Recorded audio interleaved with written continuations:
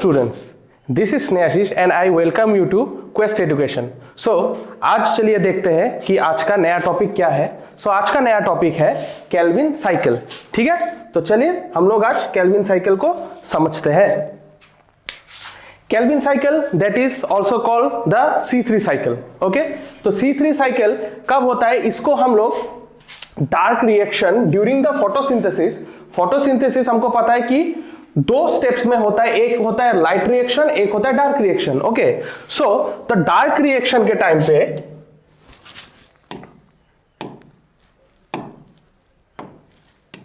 Dark reaction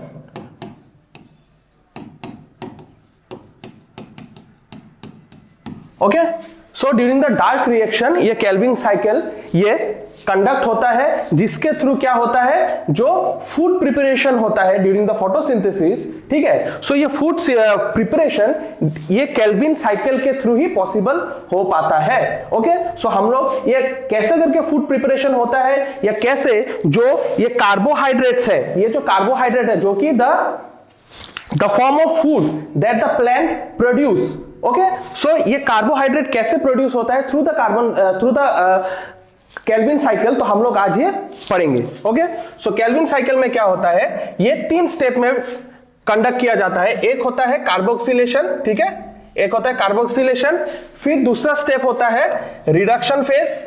okay, and तीसरा होता है आपका regeneration phase. Okay, carbon fixation, उसके बाद होगा रिडक्शन फेज एंड तीसरा होगा रीजेनरेशन फेज. ओके, चलिए. सो यहां पर जैसे इस डायग्राम से हमको ये पता चलता है कि ये जो RUBP रिबुलेज बाइफॉस्फेट ये जो एंजाइम है, ठीक है, सो ये कार्बन को अपने साथ फिक्स करके बाइंड करके ये क्या करता है, ये 6 कार्बन मॉलिक्यूल्स ये स्प्लिट हो जाता है. 6 कार्बन मॉलिक्यूल्स ये स्प्लिट हो जाता है एंड फॉर्मेशन करता है किसका, 2-3 कार्बन मॉलिक्यूल्स. ठीक है, और जिससे प्रोड्यूस होता है ये 3-PGA that is phosphoglyceric acid. Okay, so the 3-PGA is formed. उसके बाद क्या आएगा, रिडक्शन डिवीजन, ये रिड्यूस होगा. ये रिडक्शन फेज में जब आएगा तब ये 3-PGA ये कन्वर्ट हो जाएगा इनटू G3P. उसके वजह से क्या हो जाएगा, ATP और NADPH, जो कि लाइट रिएक्शन के टाइम पे जब ये प्रोड्यूस हुआ था, ठीक है, जब ये एनर्जी ATP का फॉर्म में और NADPH का फॉर्म में जब ये प्रोड्यूस हुआ था, उस टाइम पे इस रिडक्शन फेज में ये एनर्जी ये यूज होगा. ठीक है, इस एनर्जी के थ्रू ही ये रिडक्शन डिवीजन ये पॉसिबल हो पाएगा. ओके, फिर ये कन्वर्ट होके क्या बन जाएगा, ये कन्वर्ट होके बन जाएगा द कार्बोहाइड्रेट्स. फिर ये कार्बोहाइड्रेट्स का फॉर्मेशन होगा. तो ये जो कार्बोहाइड्रेट्स का फॉर्मेशन हुआ, इसमें क्या हुआ, 2 ATP और 2 NADPH का यूज हुआ. ठीक है, 2 ATP और 2 NADPH का यूज हुआ. यूज होने के बाद ये कार्बोहाइड्रेट्स में ये कन्वर्ट हो पाया. ओके, सो ये कार्बोहाइड्रेट्स क्या है, ये कार्बोहाइड्रेट्स ही है द सुगर्स. ठीक है, या we can say the food that is made by the plant.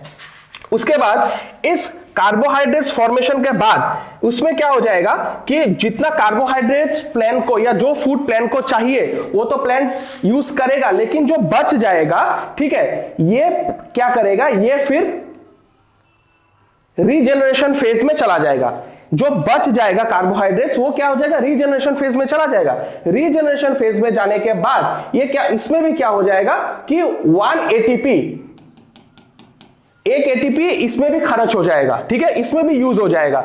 Use होने के बाद ये फिर से क्या फॉर्मेशन में हेल्प करेगा, RUBP फॉर्मेशन में हेल्प करेगा. ठीक है, सो इसका एक सिंपल डायग्राम मैंने यहां पर आप लोगों के लिए बनाया है, आप लोग इसको देख सकते हैं कि ये जो रिबुलेज बाइफॉस्फेट है RUBP through the process of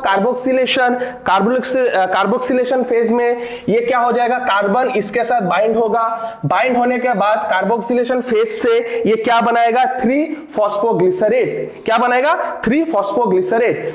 3 phosphoglycerate जब ये बनाएगा उसके बाद ये फिर से कन्वर्ट हो जाएगा, फिर से क्या हो जाएगा, कन्वर्ट हो जाएगा, कन्वर्ट होके क्या बनाएगा, triphosphate, that is the sugar or the food is made by the plant. Okay, इस प्रोसेस में क्या हो जाएगा, ये 3 फॉस्फोग्लिसरेट ये रिडक्शन फेस में आएगा, ये रिड्यूस होगा, ये कन्वर्ट होगा ना, ये रिड्यूस होके ट्राइफॉस्फेट में ये कन्वर्ट होगा। सो इस टाइम में भी क्या हो जाएगा, ये एटीपी और एनएडीपीएच, 2 एटीपी और 2 एनएडीपीएच, ये देखो 2 एटीपी और 2 एनएडीपीएच यूज हुआ या खर्च हुआ।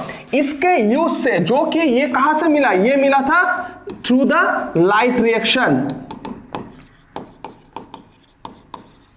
थ्रू द लाइट रिएक्शन ये एटीपी और एनएडीपीएच प्रोड्यूस हुआ था।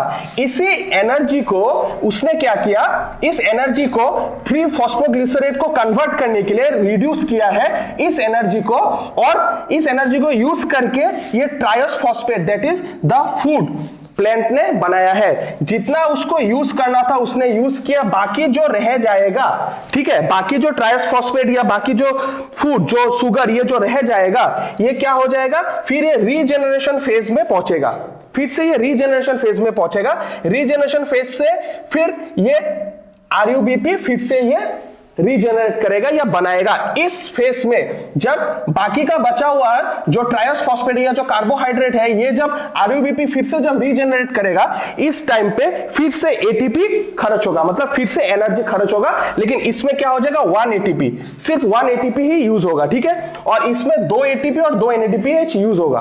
ओके, सो टोटल ये एक शुगर या एक ट्रायस फॉस्फेट या कार्बोहाइड्रेट बनाने के लिए, ठीक है, एक ग्लूकोज बनाने के लिए क्या करेगा, ये साइकिल, ये जो केल्विन साइकिल है, ये टोटल 6 बार कंडक्ट होगा।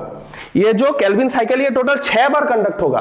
ओके, 6 बार ये साइकिल चलने के बाद ये एक ट्राइफॉस्फेट या एक कार्बोहाइड्रेट का फॉर्मेशन होगा, ये या फिर ग्लूकोज का फॉर्मेशन होगा। ओके, सो इस टोटल प्रोसेस में कितना एनर्जी का यूज होगा, कितना एनर्जी यूटिलाइज होगा, that is 18 ATP and 12 NADPH, 18 ATP और 12 NADPH, जिसमें से 12 एटीपी और 12 NADPH एनर्जी यहां पर खर्च होगा ड्यूरिंग द 6 केल्विन साइकिल, ठीक है, एंड एक एटीपी और एक एटीपी इस एक केल्विन साइकिल में रीजनरेशन फेज में खर्च होगा। तो फिर टोटल केल्विन साइकिल में जो कि 6 बार कंडक्ट होता है, इसमें टोटल 6 एटीपी खर्च होगा। सो 6 एटीपी रीजनरेशन फेज में यूज होगा और 18 एटीपी और NADPH, 12 NADPH और 12 एटीपी इस पार्ट में, that is carboxylation and reduction, इस फेज में यूटिलाइज होगा। ठीक है, सो आई होप कि आपको ये केल्विन साइकिल समझ में आया होगा। सो आज के लिए बस इतना ही, थैंक यू।